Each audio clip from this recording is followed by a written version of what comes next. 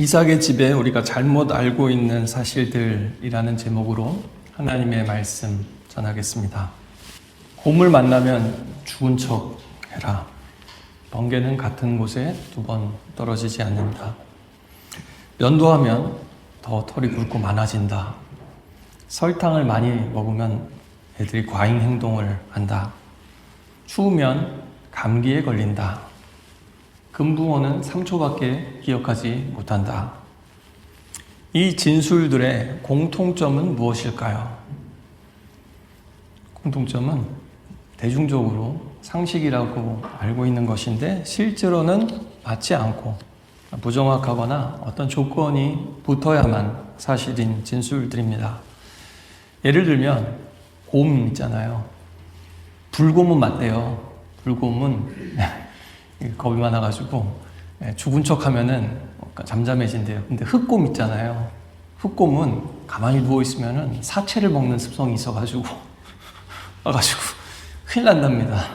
그러니까 곰도 같은 곰이 아니고요. 또 어떤 미국의 내셔널 공원에서 죽은 척 했는데 불곰도 심지어 공격하는 일이 있었다고 합니다. 죽은 척을 했는데도 말이죠. 또 번개도 같은 곳에 몇 번이고 떨어질 수 있다고 합니다. 또 어린이도 이렇게 하이퍼가 되는 거는 설탕 때문이 아니라 그 파티 분위기 이런 것 때문이라고 합니다. 그러니까 다들 이게 뭐냐면요, 너무 많이 듣고 또 말이 되는 것 같거든요. 그러니까 익숙하니까 그냥 믿어버리는 거죠. 문제는 우리가 성경에 대해서도 이럴 때가 너무 많다라는 겁니다.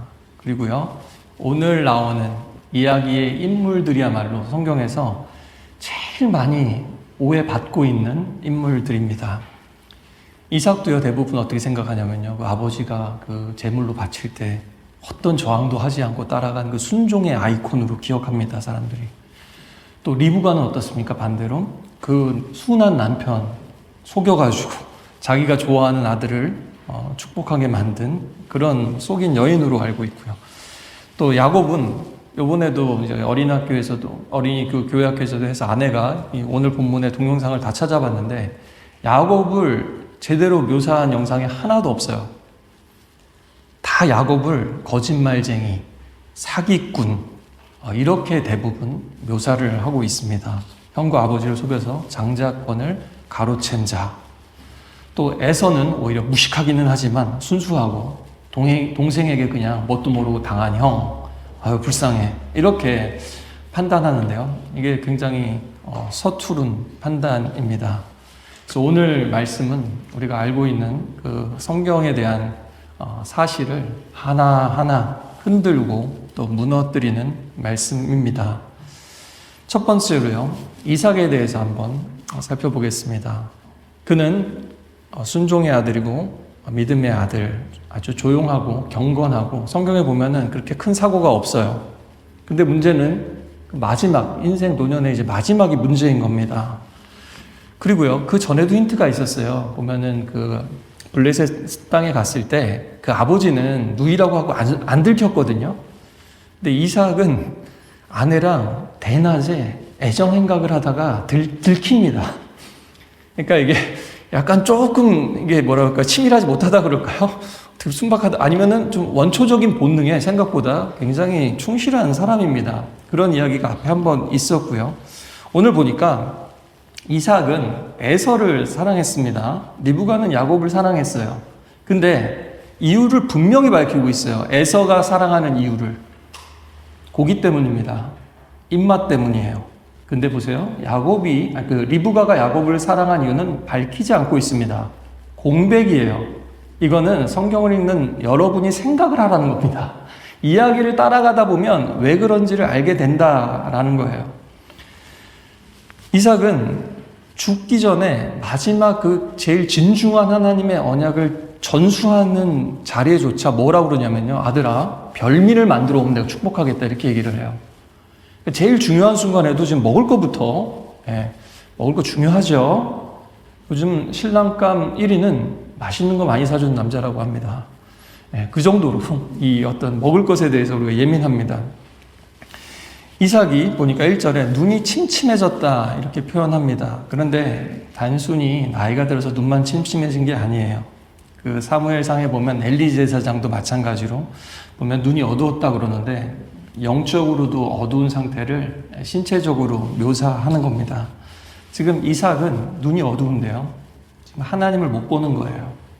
집안에서 뻔히 일어나고 있는 하나님의 일을 보지 못하는 사람입니다. 그래서 이건 단순히 시력 저하가 아니라 지금 이삭의 영혼의 상태를 보여주고 있는 것입니다. 그런데요, 뒤에 보니까 아무리 눈이 나빠져도 아들들인데, 평생 아들들인데요. 그렇죠? 이 이삭이 보면 뭔가 이상하다는 거는 눈치챈 것 같아요. 그 둘째 아들이 첫째 아들을 변장을 하고 나타났단 말이에요. 뭔가 이상해요. 22절에 보니까 목소리는 야곱의 목소리인데 손은 에서의 손이로다. 무슨 그 호랑이가 그 엄마로 변장하고 문에 트는 그 전래동화처럼, 그죠? 그런 재밌는 이야기입니다. 그런데요, 단서가 있었어요. 뭔가 이상해서 자꾸 만져보고 가까이 오라고 그러고 냄새 맡아보고 막 이런단 말이에요. 그러니까 이삭은 굉장히 감각적인 사람입니다. 감각을 의지하는 사람이에요. 그런데 보세요. 청각으로 뭔가를 느꼈단 말이죠. 목소리가 아닌데 이거. 에서 아닌데 하고 느꼈어요. 근데 또 질문도 합니다. 그래서 20절에 보니까 오늘따라 왜 이렇게 일찍 잡았느냐 이렇게 물어보죠. 그랬더니 아버지의 하나님 여호와께서 오늘 순적하게 빨리 잡게 해주셨습니다. 그러니까 에서로 변장한 야곱이 한 얘기잖아요. 근데 이거 보니까 이 얘기를 듣고서 이삭이 더 이상한 거예요. 왜냐면 에서는 평소에 이런 말 할 아들이 아닌 거예요. 믿음 좋은 아들이 아니었던 거죠. 그래서 더 의심을 합니다. 그리고 어떻게 보면 충분히 알아챌 수 있는 상황이었다라는 겁니다. 그리고 최종적으로 이삭이 결정할 때도요, 어떻게 결정을 합니까? 만져보고, 그 다음에 냄새로 가까이 오라고 하면서, 입 맞추자고 하면서 냄새를 맡고서. 근데 이 냄새까지도 가니까 리브가가, 그 에서의 옷까지 하니까 향취가 이제 에서의 향취가 난 거죠. 그러면서 축복할 때도 내 아들의 향내는 여호와께서 축복하신 들의 향기로구나 하고 의심하지 않고 축복했다라는 겁니다. 진실은요, 목소리가, 음성이 말해주고 있었어요. 근데 그는 청각을 의지해야 되는데 그게 아니라 약한 시각과 촉각과 미각과 후각을 의지해서 오늘 믿음에서 실패하고 있다라는 겁니다. 게다가 하나님은요, 주로 우리들에게 어떻게 소통을 하십니까? 하나님이 우리에게 어떻게 나타나십니까? 하나님은 말씀이시기 때문에 우리가 인지하는 입장에서는 청각입니다. 그리고 쉐마 이스라엘, 들어라. 들으라는 말이고 알아듣고 순종한다라는 뜻이에요, 히브리어로는. 그런데 가장 중요한 순간에 듣기에 실패하니까 다른 감각이 아무리 예민하다 할지라도 결국에는 이삭은 방향을 잃게 됩니다. 하나님은요, 우리가 경험을 통해서 배우기를 원하지 않으세요. 먼저 하나님 말씀을 잘 듣고 고생 안 하는 길을 사실 가기를 원하십니다. 그런데도 우리는 자꾸만 느낌을 따라가요. 감각을 따라가요. 요즘 사람들요, 그냥 보면 끝이에요. 여러분 계속 그 동영상을 보게 되는 이유가 뭡니까?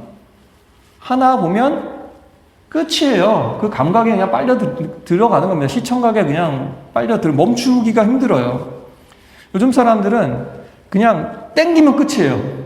어떤 욕구가 들었다, 자극이 들었다, 그러면은 멈추지를 잘 못한다. 그것이 멈추는 게 덕목도 아니에요. 예전에는 절제라는 것이 하나의 덕목이었는데요. 요즘은 일반적인 덕도 아닌 것 같아요. 그래서요, 우리는 내게 편하고 익숙하고 당기는 거 쫓아가다가는 이삭처럼 될 수 있다라는 겁니다. 우리는 하나님의 음성을 들어야 되고요. 그게 어리석은 사람이 되지 않는 길이다라고 말씀하는 겁니다.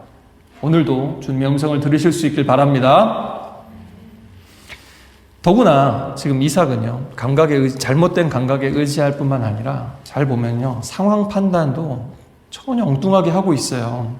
보세요. 지금 뭐라고 그러냐면 2절에 보니까 이제 내가 늙어서 언제 죽을지 모른다. 내가 먹고 죽기 전에 너를 축복하고 싶구나. 이렇게 얘기를 해요. 그래서 각 잡고 본인이. 근데요, 이 창세기 연대들을 종합해 보면요, 이삭이 그러고 몇십 년 더 살아요. 본인은 곧 죽을 거라고 생각을 한 거죠.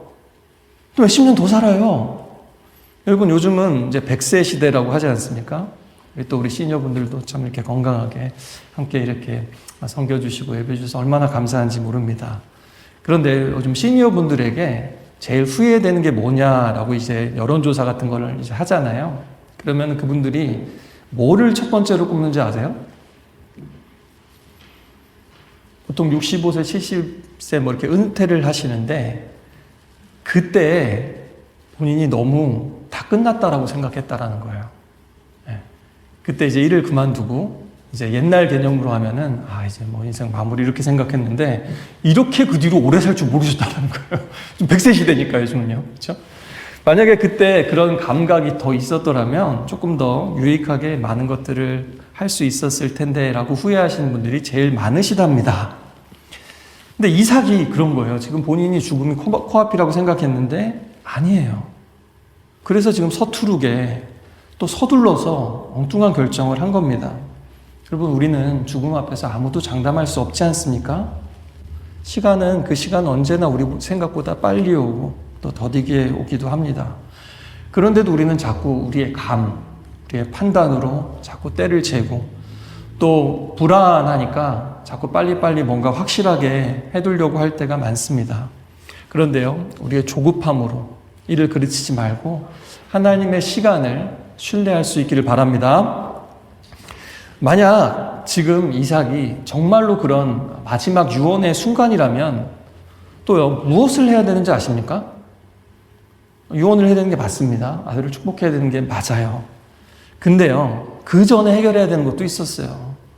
이게 아브라함을 보면 분명해지는데요. 아브라함은 자신이 이제 곧 세상을 떠날 것이라는 것을 느끼고요. 또 사라는 먼저 떠나고 어떻게 했냐면 하나님과 자신의 관계를 아들에게 고스란히, 그러니까 이 세상 그 어떤 것보다 넌 하나님만 가지면 돼 라고 해서 언약을 남기고요. 그 언약을 이어가기 위해서 필요한 게 뭡니까? 가정을 이루어야 되니까 며느리를, 그래서 우리 지난주 말씀이 종을 보내서 좋은 며느리를 구해오게 한 거잖아요. 아브라함은 그걸 알고서 그렇게 했던 거예요. 그런데 오늘 보니까 이삭은 어땠냐면요, 이미 에서가 결혼을 했어요. 근데 보니까 26장 34절 35절에 보니까 누구랑 했냐면 동족에게 가서 했잖아요. 이삭은 아브라함에게 보냈잖아요. 근데 햇사람, 이방 여인과 이미 결혼을 했습니다. 그렇죠? 그래서 그 부모가 그것 때문에 너무 골머리를 썩었다는 거예요. 그 믿음의 족장들이 골머리를 썩은 이유는 하나죠. 우상 숭배를 했다든지 하나님을 제대로 섬기지 않았던 겁니다. 그렇죠? 그런데도 문제는 뭐냐면 이삭이 그런데도 여전히 에서를 그대로 축복하려고 한다라는 거예요.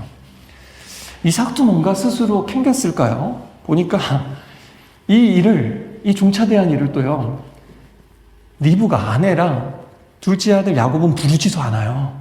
은밀하게 이 일을 진행합니다. 그러니까 뭔가 캥겼던 것 같아요, 자기도.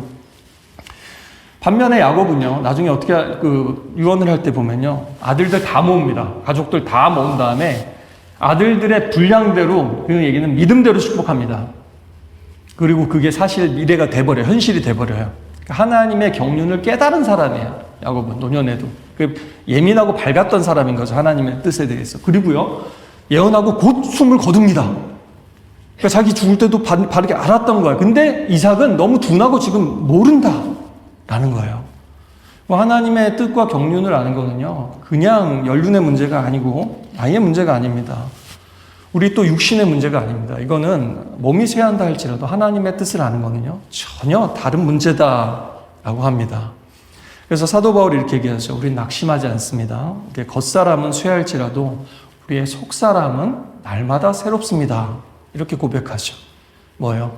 우리 육신은 쇠할 수밖에 없다는 거예요. 아무리 100세 시대라도 쇠할 수밖에 없지만 중요한 건 뭐냐? 적어도 이 땅에서 있는 동안 우리가 끝까지 하나님의 뜻을 잘 분별하고, 이 땅에 남겨두신 거는 사명이 있다는 얘기거든요. 이 땅에서 주신 그 미션을 끝까지 충성되게 잘 감당하는 것, 그것이 가장 중요한 것이라고 오늘 말씀하고 있는 겁니다. 두 번째는요, 이제 리브가에 대해서 우리가 잘못 알고 있는 사실들이 또 많습니다. 편애하는 엄마, 남편을 속인 여자, 마치 가정 불화의 장본인 것처럼 생각할 때가 너무 많다라는 거예요. 그런데요, 리브가의 시작 우리 지난주 보았듯이 너무나 너그럽고 관대하고 사력 있고 하나님의 자기 본토 친척 아브라함처럼 본토 친척 아비집을 떠나서 하나님의 집안으로 들어가기로 과감하게 결단하고 행동한 그런 믿음의 여인이었어요. 또요, 아이 때문에 이삭도 기도해서 응답 받아요.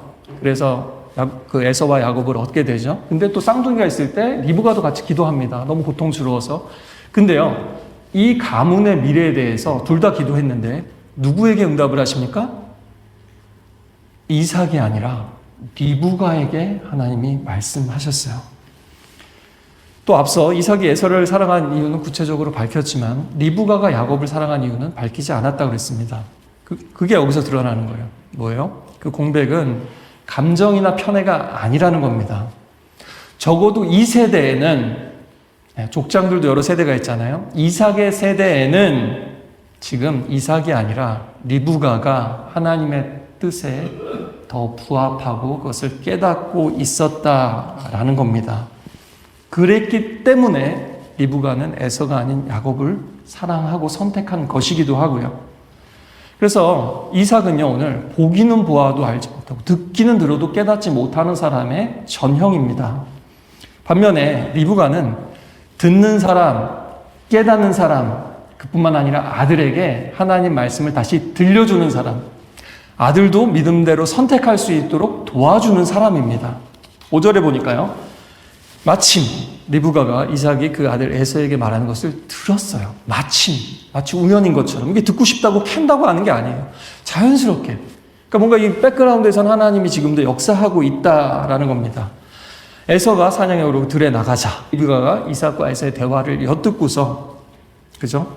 그것을 일을 지금 진행하고 있죠. 뒤에서요. 또 재밌는 게 있어요. 나중에 에서가 이제 축복을 빼앗긴 걸 알게 되죠. 알게 된 다음에 너무 억울하고 화가 나가지고 내가 내 동생을 죽이겠다라고 보니까요. 이 41절, 42절에 보면 표현이 재밌어요. 뭐라고, 에서가 누구한테 얘기해요? 내 동생을 죽이겠다라고 누구한테 얘기를 해요?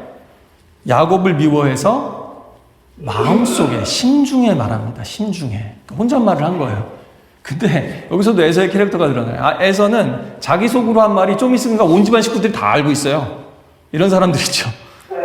어떻게 보면 속을 숨기지 못해 정직한 것 같지만 때로는 감정을 절제하지도 못하고 혹은 본인이 뭔가 하지 말아야 될 생각이나 행동을 하는 사람인 것이죠.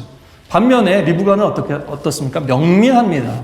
형이 지금 동생을 죽일 수도 있는 심각한 상황이라는 것을 간파하고 또 야곱을 보호하고 떠나보내는 거예요.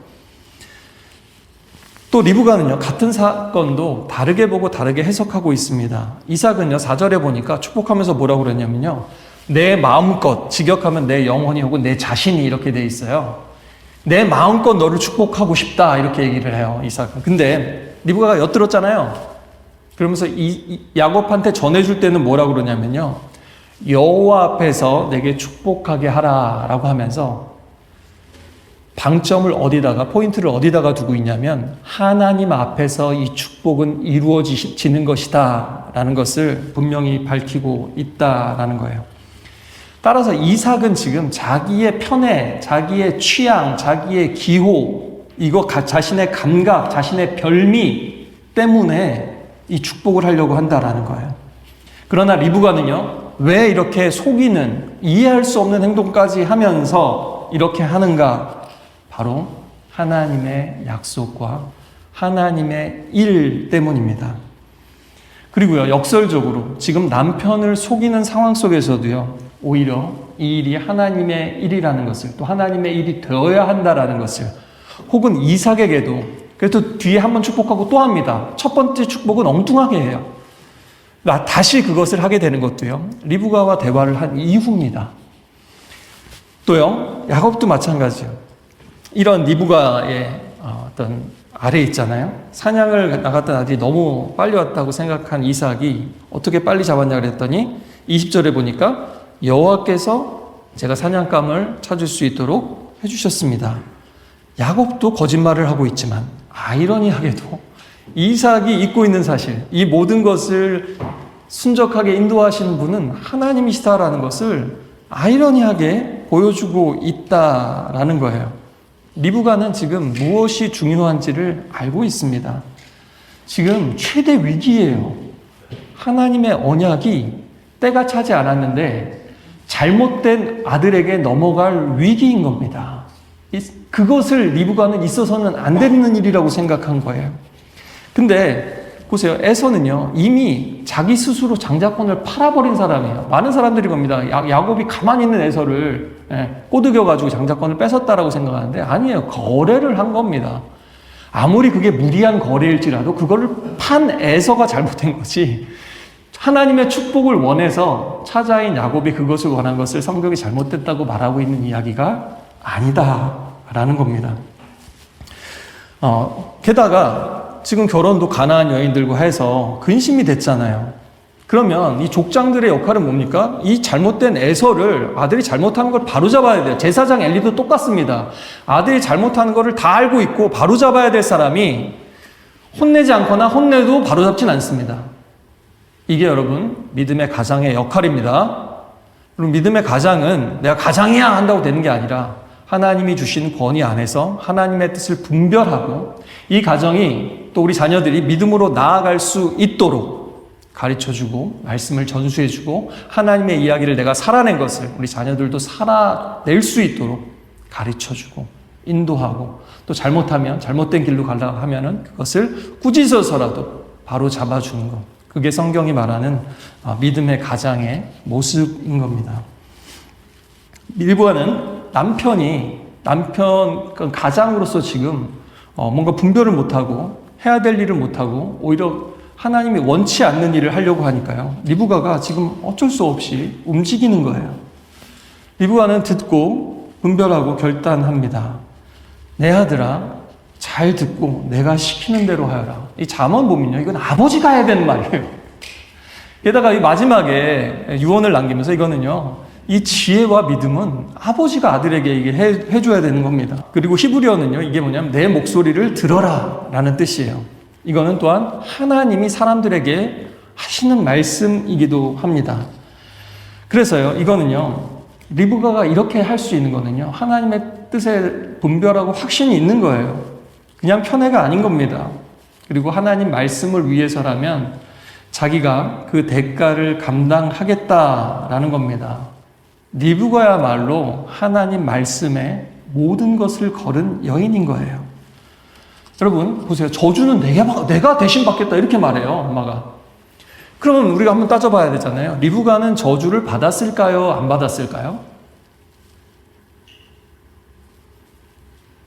성경에 보면요, 리브가에 대해서 안 좋은 이야기는, 혹은 부정적인 이야기, 혹은 슬픈 이야기라면 딱 하나가 있습니다.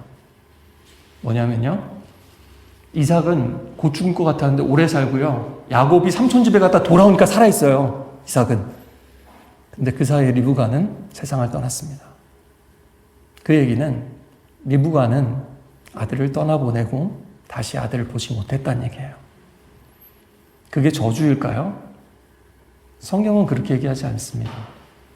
오히려 그것을 믿음의 어머니의 희생이다 라고 얘기하고 있습니다. 리브가가 스스로 선택한 거예요. 스스로. 그리고 그럴지라도 나는 괜찮다 라고 하는 것이 바로 이 믿음의 여인의 결단인 겁니다. 여러분, 하나님이 축복하셔야 축복이, 우리가 아무리 축복성 불러도요, 사실 하나님이 축복하지 않으면 그게 아무 의미가 없습니다. 또 하나님께서 문제 있다고 하시면 그 진짜 문제가 있는 거잖아요. 그것을 우리는 늘 두려워해야 됩니다. 오늘 이 모든 이야기는요, 사실 하나님의 섭리가 있지만 그 주역은 누구냐? 이 리브가의 연출이고 작품인 겁니다. 별미 만들죠. 맛있는 음식 만들죠. 이삭이 좋아하는. 그 다음에 에서의 가장 좋은 옷을 야곱에게 입히죠. 또 털이 많은 아들처럼 보이게 하려고 여기다가 이 분장까지 해주죠. 여러분, 그래서요, 만약에 오늘 이야기의 이 속임수에 대해서 비난을 하려면 누구를 해야 되겠습니까? 1차적으로 야곱이 아니라 사실 리브가를 해야 되겠죠. 만약에 이 속임수에 대해서 남편을 속인 것에 대해서 비난을 하려면요. 여러분, 야곱이 교활하거나 사기꾼 기질이 있어서 그런 게 아니에요. 에서가 그 밥 한 그릇에 장자권을 팔았고, 야곱은요, 오늘 어머니가 하니까 네, 알겠습니다, 이런 게 아니에요. 어머니가 제안하니까 뭐라 그래요? 이거 걸렸다가 저 저주를 받을까 뭐. 그러니까 뭐예요? 야곱은 하나님의 축복도 알지만 저주도 하는. 그러니까 여러분, 믿음이 건강한 건요, 하나님을 너무너무 사랑하면서도 하나님을 또 두려워하고 무겁게 여길 줄 알아야 돼요. 그게 뭐냐? 그게 성경이 말하는 부모예요. 그리고 그 권위가 하나님으로부터 왔다라는 겁니다. 또 부부 사이에서도요, 그렇죠? 사랑하니까 뭐예요? 잃어버리면 안 되지, 상처 주면 안 되지. 그런 상황을 가장 두려워하고 거리끼는 것, 그것이 참된 사랑이고 권위다라고 말씀하는 겁니다. 그래서요, 야곱은 어머니의 그 파격적인 제안을 거절했어요, 사실. 근데 결국에는 어머니가 이긴 거예요. 어머니가 설득한 겁니다. 그래서 야곱은 아버지와 어머니 중에 선택을 해야 되는데 어머니 말에 순종한 거고, 그게 맞았다는 겁니다. 왜요? 이삭이 아니라 리브가가 지금 하나님의 뜻을 분별하고 있기 때문이라는 거죠. 또 오해가 있어요. 사람들이 에서는 사냥꾼이니까 힘이 세고 남자 같은 마초형 남성이라고 생각을 하고요. 야곱은 장막에서 일하고 이제 조용하다라고 번역된 게 있으니까요. 야곱은 되게 약하고 부드럽다라고 생각하는데요. 성경을 잘 읽으시고요. 성경을 부지런히 읽으시기 바랍니다. 아니다라는 증거를 혹시 되실 수 있는 분? 그 보면 우물가에 왔는데 목자들이 우물가에 물이 너무 그 우물가 뚜껑이 너무 무거워서 못 하는 거예요. 근데 어느 날 낯선 남자 하나가 딱 오더니 멋있게, 근데 그때 또 라헬과 여인들이 있었어요. 그러니까 야곱이 의식했나 봐, 벌써 그때부터. 해서 엄청난 괴력, 여러 사람이 못 드는 우물 뚜껑을 야곱이 혼자서 번쩍 들여서 놓습니다. 그러니까 여러분, 야곱이 힘이 약한 사람이 아니에요. 근데 지금 에서가 뿔이 나가지고 야곱을 죽이겠다고 하고 있어요.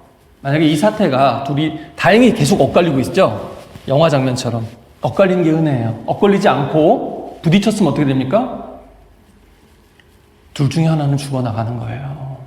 지금 하나님이 형제, 안타깝게도 가인과 아벨의 이야기가 창세기 첫 부분에 있어요. 이게 금세 번지는 일입니다. 죄악이라는 것이. 그거를 하나님이 막고 있고, 리브가 때문에 지금 가인과 아벨 꼴이 나게 된 것을 막고 있는 거예요. 그게 은혜인 겁니다. 그래서요, 보면요, 계속 오늘 이야기 보세요. 인물들이 두 사람씩 계속 나와서 대화를 하죠. 그렇죠? 이삭과 에서, 리브가 야곱, 야곱과 이삭, 에서와 이삭, 리브가 야곱, 리브가 이삭, 그 다음에 이삭과 야곱. 이런 식으로 계속 엇갈리면서 두 사람씩 진행돼요. 그리고요, 다시 리브가가 실제로 그 이삭과 리브가가 대화를 하는 장면은요, 이 축복이 다 끝나고 난 다음이에요. 축복하기 전에 이것을 어떻게 할까에 대해서 남편과 아내가 전혀 얘기를 안 하고 있다라는 것이 비극의 시작입니다. 부부간에 중요한 일을 놓고 대화가 없더라. 결정 다 하고 얘기하더라. 이런 겁니다. 그래서 오늘 여기 두 가지 중요한 게 있는데요. 첫째는요, 보세요. 이 모든 식구들과 대화하고 있는 사람은 아버지 이삭이에요. 이삭이 하나님의 주신 그 권위와 결정권을 가지고 있는 겁니다. 집안에 갈등과 문제가 있다면 하나님의 뜻을 분별하고 교통정리를 해야 되는 사람이 바로 이 믿음의 아버지, 또 남편이다라는 겁니다. 그 대신에 뭡니까? 권위에 따르는 책임도 있어요. 그래서 아내분들, 남편의 가장으로서의 권위를 존중해 주시길 바랍니다. 그러나 성경은 또 분명히 밝히고 있죠. 남편은 예수 그리스도께서 교회를 사랑하신 것처럼 자기 아내를 사랑하라고 말씀하셨습니다. 권위를 가지고 폭군이 되라는 게 아니고요. 일방통행하라는 게 아니고요. 예수님이 우리를 사랑하신 것처럼 남편들도 아내를 사랑하라라는 말씀입니다. 또 아브라함이 고민할 때 아브라함에게 너는 사라의 말을 들어라. 이 히브리어로 직역하면 순종하라예요. 그렇게까지 극단적으로 말씀하실 때가 있어요. 왜요? 그때도 아브라함이 분별하지 못하는 거예요. 마음이 약해서 하가를 보내야 되는데 보내지를 못하는 거죠. 그래서 여러분, 권위는요, 성경이 말하는 권위는 첫째, 하나님 말씀을 듣는 데서 세워집니다. 하나님이 말씀하시는 자가 권위자예요. 둘째, 사람들하고 관계에서 하나님이 주신 권위 질서가 있고요. 또 하나는 사람들에게도 경청하는 사람이 권위자입니다. 경청하는 사람이요. 그렇죠? 그런데 우리는 어떻습니까? 그렇게 듣기보다는 가정에서도 그렇고요. 교회 공동체도요. 어려워질 때가 언제입니까? 분별을 하고 뭔가 하나님의 새로운 일들이 일어나면 이걸 잘 분별해야 되거든요. 근데 자꾸 하던 대로 하려고 하고 습관적으로 하려고 그러고 관습적으로 하려고 그러면요. 이게 고인물이 되게 됩니다. 어려워집니다. 또 하나님의 말씀을 따라야 되는데 사람들은 아까 말했던 감각이나 좀 군중의 분위기 있잖아요. 갑자기 분위기가 쎄할 때가 있거든요. 그 괜히 나도 한마디 해야 될 것 같고 막 이럴 때가 있어요. 근데 그거를 거슬릴 수 있어야 된다는 겁니다. 믿음의 사람들이 포진돼 있어서 그것을 중화해 줄 수 있으면 괜찮은데 다 믿음은 있는 것 같은데 말씀이 없어요. 그래서 감각과 분위기에 휩쓸리게 되면 순식간에 어려워집니다. 또 직분보다 중요한 게 그래서 말씀의 분량입니다. 또 분별력입니다. 아무리 또 활동과 사역이 많은 것 같아도 방향을 잃게 돼요. 방향을. 또 오늘 시대는요. 갈등 자체를 별로 피하고 싶어 합니다. 그러다 보니까요. 어때요? 부드러운 거, 친절한 것을 훨씬 좋아하죠. 교회에서도 그렇습니다. 옛날에는 그래서요. 교회에서 꾸짖음도 많이 듣고 충격도 받고 그랬는데요. 그래서 우리는 믿음 잘하려면요. 갈등을 통과해야 되고요. 자녀들도 마찬가지죠. 아무리 순종 잘하고 착한 자녀들이라도 경책과 꾸짖음이 필요 없는 사람은 없습니다. 그런 걸 위해서 또 지도자와 부모들은 단호해질 필요가 있습니다. 단순히 갈등은 뭐 피곤하게 나는 평화주의자. 그 평화주의자가 성경적인 게 아니에요. 오늘 이 집안 보셨죠? 이 믿음의 집안. 이런 것을 피할 수 없다라는 겁니다. 우리가 이 세상 속에 살아가면요.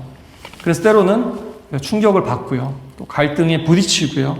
또 진리를 위해서 우리가 선택하고 단호해질 필요가 있다라는 겁니다. 내 생각이 아니라 하나님의 뜻을 먼저 묻는 하나님의 사람들 되시기 바랍니다. 마지막으로 야곱에 대해서 잘못 알고 있는 사실들이 있습니다. 다시 한번요. 그래서 이 말씀은요. 야곱과 리브가를 그 속인 것을 비난하는 말씀이 아니에요. 도덕교과서가 아니에요. 이것은 그 전에 하나님의 언약을 위기에 빠뜨린 이삭과 에서를 문제 삼는 이야기입니다. 18절에 보니까요. 야곱이 아버지께 나가서 내 아버지여 하고 부르니 이르되 내가 여기 있노라 내 아들아 이렇게 얘기하죠. 여기까지는요. 어디 또 장면이 떠오릅니까? 바로 앞에 아브라함 때 아버지 내 아버지 그러니까 내 아들아. 창세기 22장에서 이삭을 바치러 갈 때 이런 대화를 합니다. 부자간에. 그 장면을 떠올리게 해요. 근데 그때는 뭐라 그랬어요? 이삭이 불과 남은 여기 있는데 번제로 드릴 양은 어디 있습니까? 그랬단 말이죠. 근데 오늘 이삭은 뭐라 그래요? 넌 누구냐? 이래요. 아들을 알아보고 맞는 아들을 축복해야 되는 게 지금 족장의 역할인데 너는 정체가 뭐냐 이러고 있단 말이죠. 지금 축복하겠다고 자기가 시작을 해놓고요. 이 질문은요. 누가 하나님의 약속을 이어갈 사람인가를 묻는 근본적인 질문입니다. 그것을 마땅히 알고 전수해야 될 아버지가 가장 중요한 순간에 그것을 놓치고 있다라는 겁니다. 아브라함은 자기가 가장 사랑하는 아들을 하나님께 드렸습니다. 근데 하나님이 막으셨고 돌려주셨죠. 근데 이삭은 자기가 너무너무 사랑하는 아들이 아니라 자기가 너무너무 사랑하는 별미, 맛있는 음식 때문에 하나님의 언약을 흔들고 있는 그런 모습이다라는 거예요. 여러분, 또 믿음의 부모님들도 그러실 수 있습니다. 자녀가 신앙이 없는데 여러분 세상에서 잘 된다고 막 은근히 좋아하고 그러시지 마십시오. 자녀가 무엇보다도 믿음으로 바로 섰는지, 그렇죠? 그것을 안타까워하고 혹시 내가 본이 되지 못한 모습은 없는지 돌아보고, 그것을 그냥 위안 삼아서는 안 되는 겁니다. 그렇지 않으면 어떻게 돼요? 우리도 이삭처럼 쉽게 되고 만다라는 겁니다. 자, 여기서요. 가장 충격적인 장면은 19절이죠. 야곱이 거짓말을 합니다. 넌 누구냐? 저는 아버지의 맏아들 에서입니다. 와, 여기서는 또 연기를 잘해요.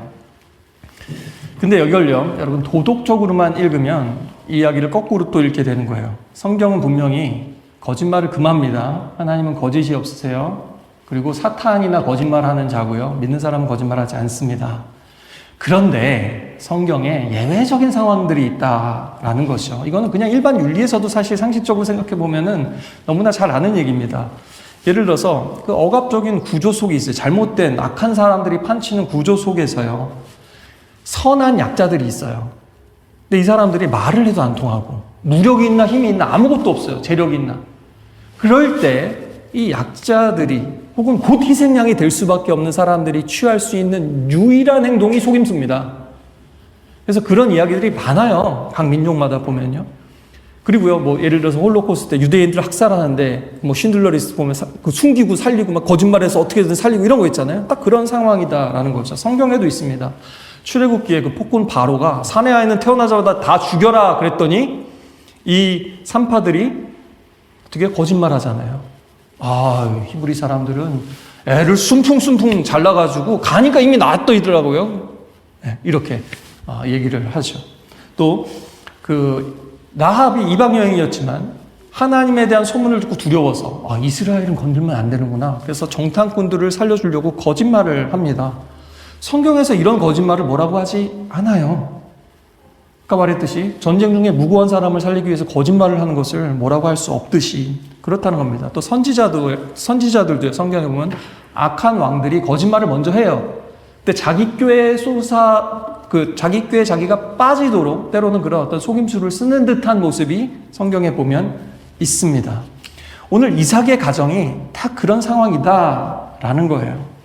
지금 이삭은 편애 때문에 그럴지 몰라도 리브가는 아니다라는 거예요. 하나님 뜻 때문에 그런데 문제는 남성 중심의 사회에서 여성이 방법이 없는 거예요.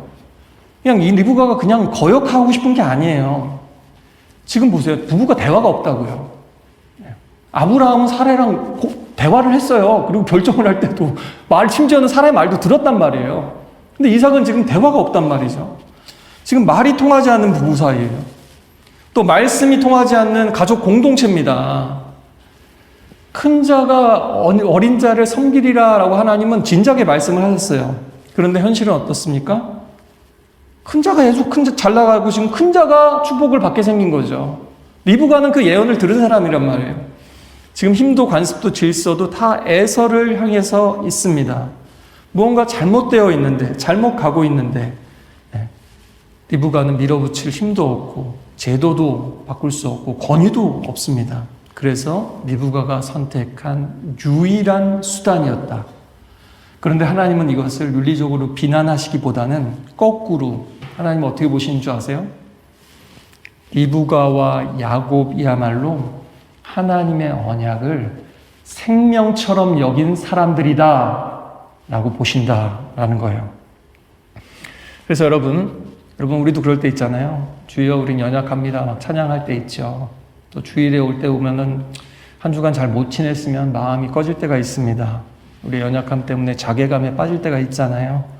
그런데 그럴 때도 조심하라는 겁니다.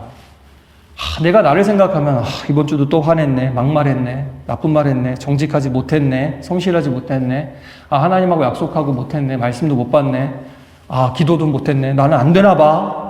이러면서 믿음에서 주저앉는 경우들이 있다라는 겁니다. 그런데요, 믿음은요, 사람의 행위 이전에 리브가처럼 야곱처럼 하나님의 은혜와 축복을 사모하고 은혜의 보좌 앞으로 그냥 담대히 일단 나가고 보는 거예요.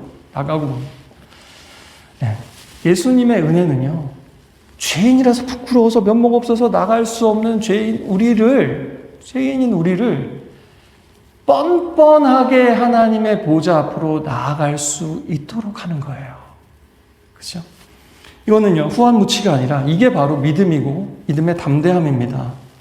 이삭은 별미에 집착하고 감각을 따르는 사람이지만 야곱은 그렇지 않았습니다. 그래서 아까 말씀하셨듯이 씨름할 때도 마찬가지입니다. 뭐라고 그래요? 당신이 하나님이 나를 축복하지 않으시면 가게 할 수 없습니다. 내가 놓지 않겠습니다. 이렇게. 여러분, 믿음은 점잖게 유지되는 게 아닙니다. 치열하게 믿음 생활 하셔야 돼요. 여러분, 치열하게 믿음 생활 하십시오. 적당히 하지 마십시오. 적당히. 뭘 하나를 해도요, 적당히 하지 마시길 바랍니다. 말씀을 읽어도 깊이 파시고요. 또 기도를 해도 적어도 너무 욕심은 못 내도 적어도 내가 입으로 뱉은 말이 있으면 하려고 애를 쓰고, 안 돼도 다시 일어나서 오뚜기처럼 다시 일어나서 또 하고 또 하다 보면 되는 겁니다, 여러분. 치열하게, 집요하게, 악착같이. 야곱의 삶이 보여주는 건요, 믿음의 삶이 얼마나 악착 같아야 되는지를 사실 보여주는 거예요. 여러분, 야곱처럼, 리브아처럼 그런 치열한 악착 같은 믿음의 삶을 사시길 바랍니다. 그래서 엉뚱한 사람 축복하는 게 아니라 하나님의 뜻을 분별하고 하나님의 뜻을 이룬 사람들 되시길 바랍니다. 오늘 이야기는요, 하나의 거대한 가족 사기극이 아닙니다. 언약의 위기 속에서요, 누가 듣고 있는지, 누가 놓치고 있는지, 누가 하나님 무시하고 있는지, 누가 하나님을 치열하게 붙드는가를 보여주면서 여러분은 어떤 사람인지를 묻고 있는 이야기입니다. 이삭은 그냥 늙은 아버지가 아닙니다. 분별력을 잃고 감각에 끌리고 있는 사람이죠. 리브가는 그냥 속이는 엄마가 아닙니다. 하나님의 언약을 지키기 위해서 듣고 해석하고 행동하는 사람입니다. 야곱도 그냥 사기꾼이 아닙니다. 그는 두려워하면서도 하나님의 축복을 하찮게 여기지 않고 가장 소중하게 여기는 사람입니다. 에서는 단지 불쌍한 형이 아닙니다. 자기 장자권과 하나님의 약속을 가볍게 여기고 내팽개치고 팔아버린 그런 사람입니다. 오늘 우리도 하나님 뜻보다 내 입맛과 기호와 취향을 더 신뢰하고 있는 것은 아닌지, 또 리브가처럼 하나님의 뜻이 무너지는 것을 볼 때 가만히 있을 수 없다 하는 마음이 있는지, 그런 민감함과 결단이 있는지, 또 야곱처럼 두려워도 사람들이 이해하지 못해도, 가족들이 이해하지 못해도 악착같이 하나님 한 분을 먼저 붙잡으려고 하는지, 또 에서처럼 당장의 필요와 욕망 때문에 영원한 것을 팔아버리는 그런 어리석음은 없는지, 오늘 말씀을 통해서 주님의 질문을 들을 수 있기를 바랍니다.